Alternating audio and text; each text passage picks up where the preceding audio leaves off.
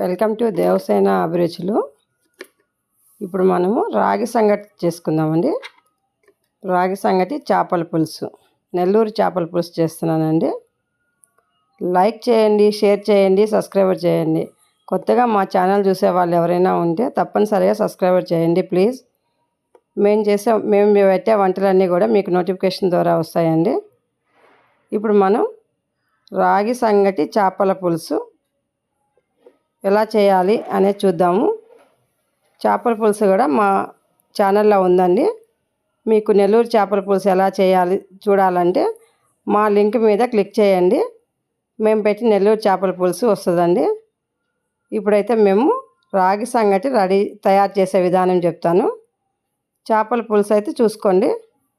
ఇప్పుడు ముందుగా మనము ఒక గ్లాస్ బియ్యం, రైస్ కుక్కర్ గ్లాస్తో ఒక గ్లాస్ బియ్యం తీసుకుంటున్నాము. ఒక గ్లాసు బియ్యంని నీట్గా శుభ్రంగా కడిగి పక్కగా పెట్టుకోవాలండి. ఒక హాఫ్ అన్ అవర్ ఖచ్చితంగా నానాలి. ఇప్పుడు మనం ఒక గ్లాస్ బియ్యంకి 6 గ్లాసుల వాటర్ పోసుకోవాలండి. ఎందుకంటే ఒక గ్లాసు బియ్యము 3 గ్లాసులు రాగి పిండి తీసుకుంటాం కాబట్టి వీటికి సరిపడా వాటరు 6 గ్లాసుల వాటరు. ఒకవేళ తక్కువ అయినాయి అనిపిస్తే మీరు కొంచెం హాట్ వాటర్ పెట్టుకొని లాస్ట్లో కూడా పోసుకోవచ్చు. లేదు సరిపోయినాయి అనుకుంటే సరిపోతాయి. ఎందుకంటే కొంతమంది వాటికి గట్టిగా చేసుకుంటారు, కొంతమంది మామూలు కొంచెం లూజుగా చేసుకుంటారు. కాబట్టి నేను చేసేది అయితే కరెక్ట్ కొలత అండి. ఇది నీట్గా వస్తుంది. ఇప్పుడు మనం ఎసురు పెట్టేసుకున్నాము. ఎసురు తెలుతూ ఉంది. ఇప్పుడు మనం అర్ధగంట సేపు నానబెట్టుకున్న బియ్యం వేసేసామండి. ఇప్పుడు రైస్ ఉడికే లోపల పిండి కొలత పెట్టుకుందాము. చూడండి, రాగి పిండి ఇది రెడీమేడ్ తెచ్చుకున్నా పర్వాలేదు, రాగులు తెచ్చుకొని మిషన్లో పట్టించుకున్నా పర్వాలేదండి, ఏదైనా ఒకటేను. ఇప్పుడు మనము 3 గ్లాసుల రాగి పిండి తీసుకుంటున్నాము.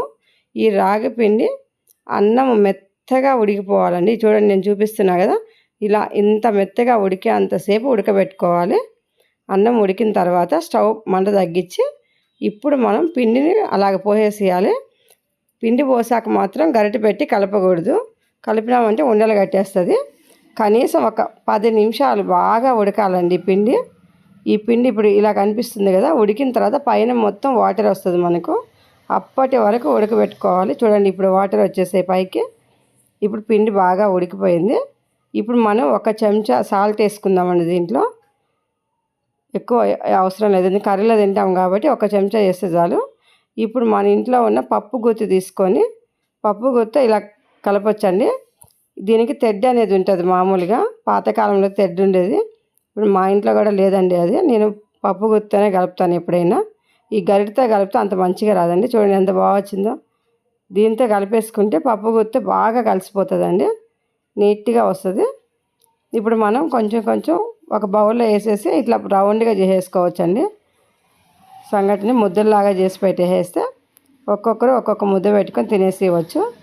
ఈ విధంగా ముద్ద చేసిన తర్వాత ప్లేట్లో పెట్టుకున్న తర్వాత ఇలాగ ఒక గుంట చేసుకోవాలండి. మనం ఇట్లా గుంటలాగా చేసుకొని కర్రీ అందులో వేసుకొని తింటారు. ఇష్టం లేని వాళ్ళు మామూలుగా బౌల్లో వేసుకొని కూడా పక్కగా పెట్టుకొని తినచ్చు. నేనైతే ఇలా చేసుకొని తింటామండి మేము. చూడండి, నెల్లూరు చేపల పులుసు రాగి సంగటి కరెక్ట్ కొలతలతో చేసాము. మీరు కూడా ఇదే కొలతలతో చేసుకున్నారంటే కరెక్ట్గా వస్తుందండి. ఎప్పుడు తినని వాళ్ళు కూడా దీన్ని తిన్నారంటే టేస్ట్ మర్చిపోరండి, అంత బాగుంటుంది. చూడండి, చికెను మటను అన్నీ తినచ్చండి. కాకపోతే చేపల పులుసు బాగుంటుంది.